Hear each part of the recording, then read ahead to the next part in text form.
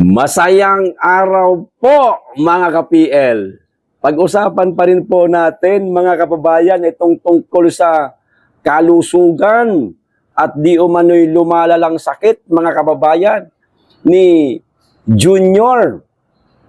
Pinagtatalunan, pinag-uusapan pa rin po ngayon sa social media. Hindi pa rin po matapos-tapos itong usaping ito mga kababayan. Lalo na nung masilayan po ng ating mga kababayan na si Mr. President, bago po ang araw ng kagitingan, meron pong inilabas na video si Auntie Claire, ang PCO, na nag-uusap sila ni Mr. President na ang iba nga, ang sabi ng ating mga kababayan, AI lamang di umano, green screen lamang di umano. Sa madaling salita, hindi na ho sila basta-basta napapaniwala sa mga inilalabas na mga litrato o video na nariyan ang Pangulo, mga kababayan. O ito po, ang isa sa mga dokumento, mga kababayan, na inilabas po nitong si Eloy Bugris. Hindi ko po maalala kung itong dokumentong ito, ito ba yung dati? O baka bago na po ito? Kasi meron na pong mga nakatakip, mga kababayan, na mga parang logo. Basta may mga nakatakip po sa na emoji na meron pong nakalagay na Friday. O yan, 8 hours lamang po ang nakalipas mula po ng ipinablik ito ni Eloy Bugris, mga kababayan. Na ayon po dito sa kanyang caption, isa-isahin daw po natin, mga kababayan, kung paano lumala. Chronology. Sabi nga ni Eloy Bugris. Ito ho, ang isa sa mga dokumento, mga kababayan, na inilabas po ni Eloy Bugris. Uulitin ko po, hindi ko po sigurado kung ito ba yung dati o bago na po ito. Kayo na lamang po ang humusga, mga kababayan. Ito ho, ang sabi sa caption ni Eloy Bugris. Basahin ko po muna. Ayan isa-isahin lang natin paano lumala. Chronology. Ayan ang dokumento, nakita nyo naman siguro, mga kababayan. Ayan, ang nakalagay ho dyan, Medical Center, Quezon City. Yung logo na yan, kung hindi ako nagkakamali, doon po ito sa isang kilalang ospital. Patients, andyan, nakikita ho natin sa ibabaw, yung tinakpan lang po, pero makikita po yung kapirasong pangalan, Marcos Ferdinand. Relax lang ho kayo, relax lang, At meron pa po dito sa baba, 56 years old na yata. Tama ba? 56 ba si Bongbong Marcos, mga kababayan? Hindi po natin alam kung ilang taon na yung mama na yun. Ako, hindi ko alam. Maaaring kayo, alam niyo. Ito pa. Confidential alert. Medical, medical MD. Ayan, MD na ba ibig sabihin MD? Medical doctors. Ayan. Confidential ito, mga kababayan, pero na ilabas po ni Eloy Bugris. Hindi ho natin malaman kung saan galing itong dokumentong ito. Pero sa palagay ko nga, parang ito pa rin yung dati. Pinagtatakpan lang po nila, mga kababayan, yung mga pangalan, pero meron pong kaunting nakausli. Ito ho, mga kababayan, ang nakalagay ho rito sa mismong dokumentong ito, impression, di ko nga alam kung dati pa ito, pero babasahin ko na lang po. Severe sigmoid diverticulitis with perforation and intensive mesenteric piligmon. Hirap basahin ng mga pang-doktor ng mga including clinical deterioration, mga kababayan. Urgent, ito, urgent surgical consultation recommended, mga kababayan. for possible Hartmann's procedure or percutaneous drainage, yung daluyan. Urgent surgical di umano, mga kababayan. Agarang pagpapa-opera. Ayan, mga kababayan. Ito ba yung dati? Na magtatanong lang po ako sa inyo, mga kababayan. Kasi bago lang po ito nilabas ni Iloy 8 hours lang po ito, mga kababayan. Ito pa, mild hepatomegaly without focal pathology. Ayan. Mild fatty involution of the pancreas. Atherosclerotic vascular disease, mild abdominal aortic and branch vessel calcifications. Ang hirap basahin ng mga pangdoktor ng mga kataga. Hindi kasi natin alam yan, mga kababayan. No? O ito pa, mga kababayan. Maliban po dyan, ito na yun, Ito na yung mga dokumento at isa sa mga na-post po ni Iloy Bugris ngayong araw na ito. Ito ay tungkol pa rin po sa kalusugan ni Junior. Okay? Maliwanag po sa kalusugan ni Junior kung ano po ang sakit ni Junior. Ngayon, dahil nga matagal na po nating napag-usapan ito, mga kababayan, alam na po natin yung tungkol sa sakit na yan, noong nangyari kahapon ang araw ng kagitingan, mga kababayan, marami po sa ating mga kababayan ang nagulat. Bakit bigla daw tumaba si Junior, biglang lumakas na mula sa kahinaan niyang pangangatawan noong mga nakaraang linggo, pero kahapon biglang lumakas. At tila nag-iba ho yata yung hugis ng kanyang mukha, kahit ng kanyang ulo. Di ba? Hindi naman talaga pare-pare sa hugis ng ulo natin Yung iba may pagkakwadrado. Yung kay Junior kasi may may pagka labentador. Triangle. Ang payat na. Gumulo na. Kaya may pagka-triangle na. O tuloy, mga kababayan, si Tito Jason Saho, nag-post kasabay po ni Iloy Bugris. 8 hours din po ang nakalipas. Ayan, nakikita nyo naman po siguro. Ito ang sabi ni Tito Jason, sana maaaring ganito rin po ang inyong mga naging pananaw kahapon nung mapanood ninyo ang 84th araw ng kagitingan na dinaluhan nga ni Junior na kinagulat ng ating mga kababayan na, bakit biglang lumakas tong mama na ito?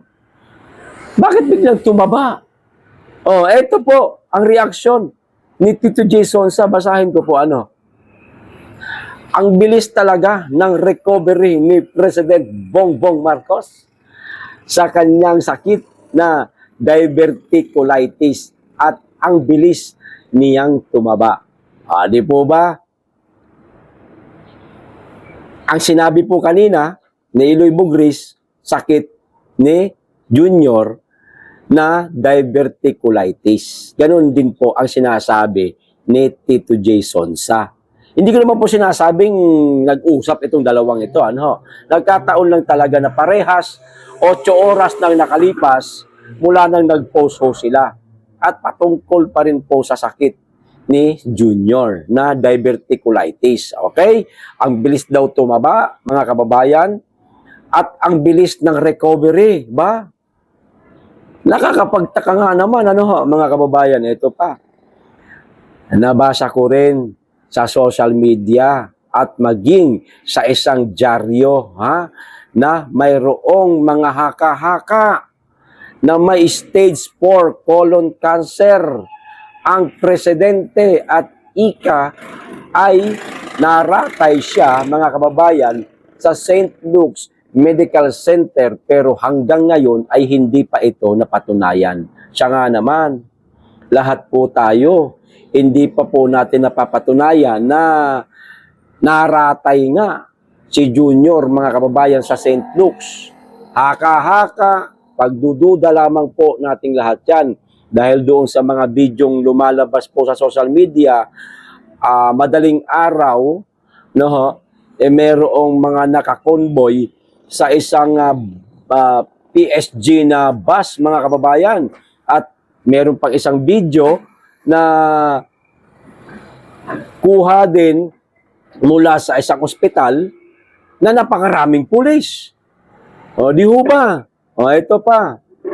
Pero, hanggang sa ngayon, hindi pa rin po natin napapatunayan.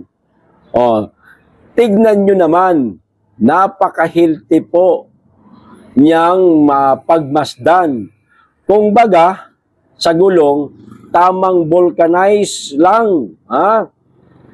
Mapapasana okay sa all right ka na lang talaga. Di po ba, mga kababayan?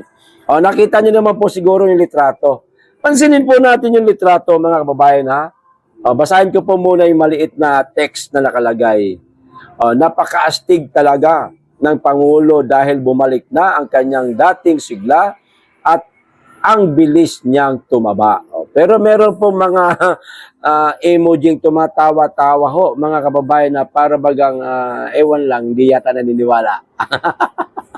Hindi po ba? O, ito yung litrato. Binukod ko po, ayan po yung litrato, mga kababayan. Ang sabi, yun nga yung binasa ko kanina, napaka-astig daw ni Pangulo, mga kababayan. Pero pansinin po natin, ito yung sinasabi ko kanina. Ito, kalaruin ko lang, hindi ko po sinasabi na ibang Marcos itong lumantad kahapon, merong clone ang presidente. Kayo na lamang pong humusga. Simulan po natin sa hawi ng kanyang buhok, mga kababayan, na one-sided. Kita niya naman. Parehas. Pero ang hugis ho ng ulo, itong isang Marcos na payat, mga kababayan, parang maliit po yung ganire. Pansin niyo po, maliit po yung sa bandang ibabaw. Parang itlog ang hugis. Hindi tulad po nitong isa, iwan ko lang kung buhok lang po ang nagdadala nito. Medyo may pagkalapad ng kaunti bago pa siya bumilog. At yung mukha nitong isang Marcos na nakabarong, bilog. Ganyan, parang may panga. May panga ho. Pangahan ng kaunti. Tapos medyo maumbok po yung kanyang pisngi. Samantalang yung isang Marcos na mayroong pong salamin nakita ang mata, yung payat siya, ay napakapayat ho talaga. Yung mukha niya, may edad na, kumulubot na, kasi siguro sa kapayatan niya. Yung isa, yung alam mo yung bagong halal na Marcos na nakita po natin noong 2028 at 2022, na bagong halal, preskong-presko ho ang dating, mga kababayan. Kayo po ba naniniwala, mga kababayan, na talagang merong nangyaring ganap kahapon sa Mount Samat na ipinagdiriwang ang araw ng kagitingan, pinangunahan po ng ating presidente? Nagtatanong lang po ako, mga kababayan, hindi ko po kayo inuudyukan na wag po kayong maniwala. Hindi ko po kayo inuudyukan na sabihin natin sa social media na peke yung kaganapan kahapon. Walang ganun, Ang tanong ko lang po, naniniwala ho ba kayo na mayroon talagang ganap kahapon, mga kababayan? No? Kasi dito pa po sa isa pang babasahin natin, isang tabi na po natin itong kay Tito Jason sa mga kababayan. Dito po sa isa pang babasahin natin, mga kababayan, ako, hindi ko alam kung gaano ho ito katotoo. Pero babasahin ko na lamang po, mga kababayan, para kayo na lang po ang paghusgahin ko. Alam niyo naman po sa panahon ngayon, mga kababayan, napakahirap pong gumawa-gawa ng istorya at agad-agad po ipapatawag kayo. Kakasuhan po ang mga vlogger. Pero yung mga nagnakaw sa kabanang bayan, nagnakaw sa ating lahat. Kasi nga, mga taxpayer tayo, mga naipong taxes po natin yan, ninakaw ng mga kawatan. Di po ba? Oh. Eto ho, basahin ko na lang mga kababayan yung isa sa mga sinabi nitong Facebook page na nagngangalang, ayan, nakikita niyo naman po mga kababayan ha. Ayan ha. Hindi ko na lang po babasahin yung kanyang pangalan. Diretso na po tayo mga kababayan dito sa kanyang sinabi. O eto ho, oh. Kahapon pa po ito na post, ha? Kasabay po ng araw ng kagitingan o pagdiriwang ng araw ng kagitingan. O siguro pagkatapos ito ng pagdiriwang mga kababayan. Ano ho? Ito ho ang sabi nitong nag-post. Oh. Kahapon pa to ha.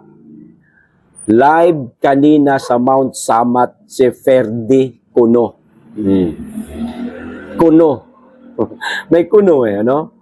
Para sa araw ng kagitingan. Ngunit, yung mga taga roon, ang sabi, ang taga roon ang sabi, wala naman daw ganap doon at close yun dahil under renovation ito. OMG. Ano ba talaga? Meron ba talaga nangyaring ganap kahapon doon sa Mount Samat? O baka lang naman totoo ang haka-haka na naman, ako po. Hinala na naman, ako po, ng ating mga kababayan na baka AI lamang di umano yung video na ipinakita nila kahapon na pinangunahan nga di umano ni Presidente ang selebrasyon o tawag dito, ang araw ng kagitingan. Yan, mga kababayan. Ano ho? Kasi yun po ang sabi ng ating mga kababayan, ay AI lang yan eh. Kasi mantakin nyo, biglang lumakas. Oh. Nung kinagabihan lang naglabas sila ng video, napakapayat ni Presidente. Tapos, kinumagahan, tawag nito, araw ng kagitingan, biglang tumaba. Hindi na sa payat. Napakasiglang maglakad. Parang bagong halal na presidente. Di ba yan po yung itsura niya? Noong bagong halal po siya, noong 2022, napakalakas, mapisngi pa. Hindi ho tulad ngayon, na ang payat na. At mismong si Claire Castro na nga ang may sabi na mismong ang Pangulo, hindi na masyadong nagkakain, mga kababayan. Dahil natatakot daw ito na baka bumalik yung kanyang sakit. At napakasakit daw talaga nito, ayon po kay Claire Castro. Maximum pain, ika nga. Maximum pain. So, talagang sa kung pagbabasihan natin, 10. 1 out of 10, 10 ang sakit siguro kasi maximum sagad, mga kababayan. Tapos magugulat ka biglang naroon sa Mount Sama, tumaba, lumakas, di ba? Kaya hindi po natin masisisi yung ating mga kababayan na pinag-uusapan ito, na pinagdudahan po, mga kababayan, ang mga nangyari sa araw ng kagitingan. Nagdududa talaga yung ating mga kababayan. Totoo ho yan, napakarami po natin nakikita sa social media.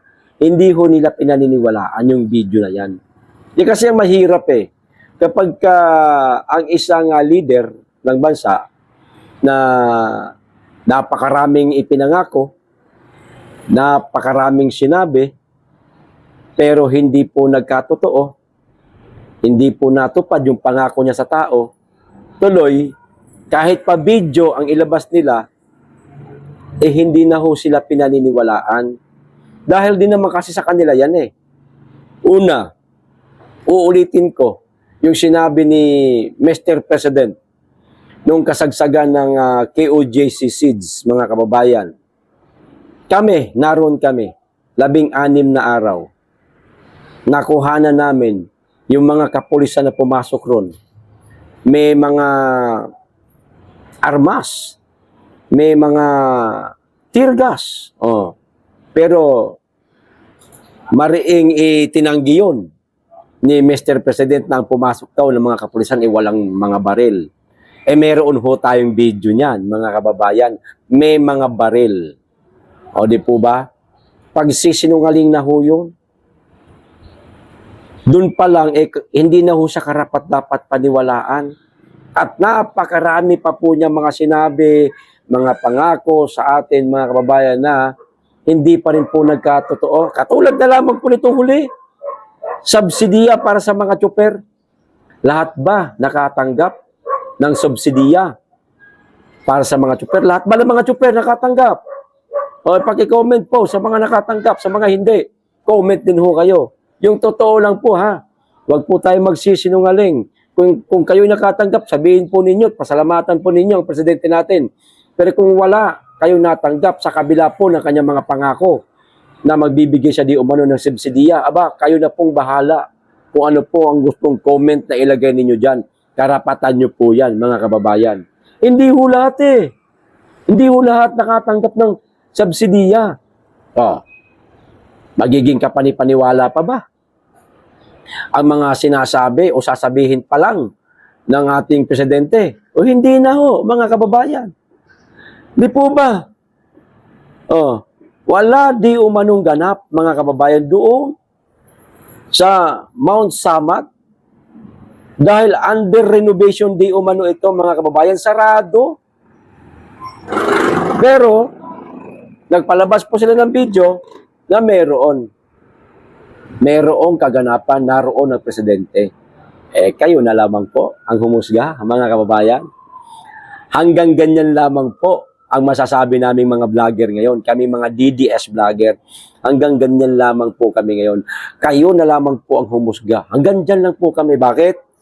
Pag kami humusga, baka mamaya, madagdagan po ang listahan ng mga ipapatawag di umano sa NBI. Alam niyo naman po na ang kasalukuyang administrasyon, mga kababayan, may pagkabalat sibuyas. Hindi po katulad ng dating Pangulong Rodrigo Duterte, mainstream media pa talaga ang mga bumabatikos. Naging balat sibuyas ba ang Duterte administration? Hindi. Kahit mga tao na binabanatan, binabastos na ang dating Pangulong Duterte, pinatulan niya ba? Hindi. Pinaratangan siyang mamamatay tao, pinarusahan niya ba? Kinasuhan niya ba? Wala. Ngayon, subukan nyo kaya, mga kababayan, na sabihin yung mamamatay tao ang presidente natin. Ewan ko lang kung hindi kasuhan ka agad kayo. Yun nga lang mga DDS vlogger na nagpapakalat di umano. Sasabihin kong di umano. Kasi hindi ko naman siguradong sila talaga ang nagpapakalat yan. Baka mamaya, pain lang yan. Pinapainan lang yung mga DDS vlogger para makita at i-post nila sa kanilang mga social media account pag-usapan ito at sila na ang tutumbukin. Kaya ngayon, eto na, nasa listahan na di umano sila at ipapatawag na sa NBI, baka kalaunan, kasuhan pa. O di po ba? Subukan nyo ho. Sabihin nyo yung ganun. Ewan ko lang. Simpleng kalusugan nga lang ang pinag-uusapan ng ating mga kababayan sa social media, kalusugan ng presidente pati, ipapatawag na yung mga DDS vlogger. Diyos ko po. Buti na lamang po, hindi po natin pinag-usapan yun, mga kababayan. Pinag-usapan man natin, pero yung nanggaling po sa iba't ibang mga DDS vlogger din, ayon lang rin po sa kanilang mga sinabi. Nag-relay lang po ako dito sa channel ko. Mahirap na po. Maninigurado ho tayo. Tandaan po ninyo, napakarami na pong nagipit ang administrasyong Marcos, mga kababayan. Kaya pati kayo mga gumagamit po ng iba't ibang platform ng social media, mag-iingat din ho kayo, mga kababayan. Target din po kayo. Kapag kayo ay nakapag-post ng labag po sa kanilang kagustuhan, ipapatawag ho kayo. Mag-iingat ho kayo, mga kababayan, Payo ko lamang po yan sa inyo. Ito pa, isa pang pag-uusapan natin, mga kababayan, tungkol naman po ito dito sa dito sa usap-usapan di umano ngayon mga kababayan na kudeta na mangyayari naman sa Kamara. O isang tabi na po natin yung usapin tungkol sa kalusugan ni Junior mga kababayan. Baka mamaya sabihin nila, tinagalan mo PL parang hinihikayat mo yata yung mga viewers mo Walang ganon PCO Walang ganon. Hindi tayo nagpapakalat ng fake news. Nagbabasa lamang po ako. Mula po yun sa iba. PCO. Okay. Ito na ho mga kababayan yung tungkol naman po sa kudeta sa Kamara. Pag nangyari ho ito, alam niyo po ba? Kahit na dininay na po mga kababayan ni dating Presidente Gloria Macapagal Arroyo itong di umano'y kudeta. Halimbawa, magkatotoo ito, kudeta talaga, magkaroon ng kudeta at matanggal si D at pumalit si GMA mga kababayan. Sa palagay ho ninyo, hindi ho mahahalungkat ang baho ng House of Representatives mga kababayan, lalong-lalo na ng dating Speaker ng Pilipinas na si Martin Romualdez. Halungkatin yan. Kilala po natin si GMA. Sara Duterte yan. Imposibleng hindi niya hahalungkatin yan. Ito ho, ang sabi kudeta sa Kamara, question mark pa lang naman. Huling umuugong ang umano'y kudeta sa mababang kapulungan matapos lumabas ang impormasyon hinggil sa pag-uusap ni na dating Pangulong Gloria Macapagal Arroyo at dating at Vice President Sara Duterte. Pasensya na po. Ayon sa mga ulat, sinabing itinutulak umano ni Arroyo na muling maging leader ng Kamara kasabay ng umano'y paggalaw o recruitment effort upang mapalitan si House Speaker Faustino Bogie D. III. Speaker D out, GMA in. Umano'y kudeta sa Kamara, umuugong. Ugong lang po yan mga kababayan. Dininay na po yan ni Gloria Macapagal Arroyo. Katunayan mga kababayan, ito po yung kanyang mga sinabi. Basahin ko na lamang po ito. Mamaya, pag-uusapan din po natin ito sa Birada Aguila. Ito po ang sabi ni Gloria. Gloria Macapagal Arroyo. Diba? Gloria Macapagal Arroyo. Sorry po. Baliktad kasi rito sa cellphone. Naka-mirror tong cellphone ko. Ito statement of former President and now Congresswoman Gloria Macapagal Arroyo. I categorically deny the allegations concerning the supposed ouster of Speaker Bogie D. that surfaced yesterday. I reaffirm my confidence in his leadership and of the House of Representatives.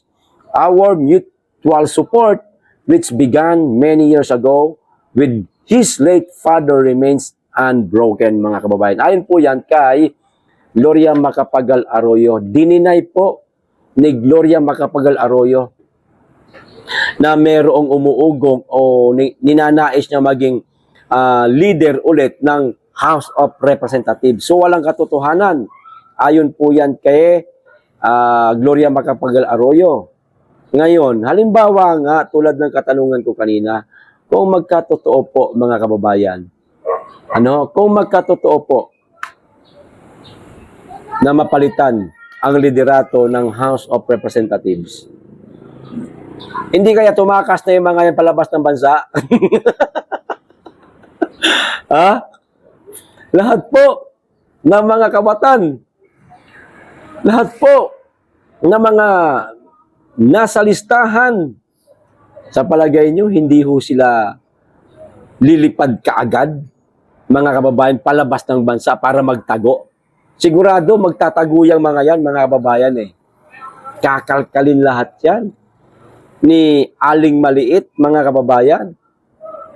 Isusumiti yan, hindi natin alam, maaring kay Inday Sara, o bubulat-latin po ito sa plenaryo ng House of Representatives. Malalaman natin lahat ngayon.